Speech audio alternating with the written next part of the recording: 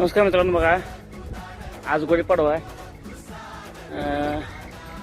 गुढीपाडवा सण झाला बरं का. 6 वाजले बघा, धार काढला आलतो तर बघा आबाळ कसं आले, असं आबाळ आले बघा.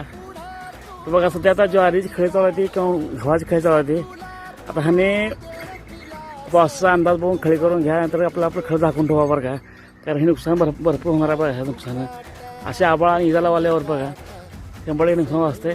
आता बघा आंब्याच्या नासाडी म्हणा, नारळाची, द्राक्षी नासाडी ह्यासाठी काही पाऊस म्हणजे अनउपयोगी पाऊस आहे हा, अनैसर्गिक पाऊस आहे हा. आणि ह्या पावसाचा काही उपयोग नाही बरं का. उष्णता वाढायचं कारण हे काम आहे बघा हे पावसाचं.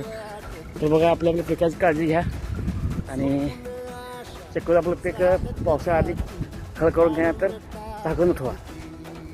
चला, धन्यवाद.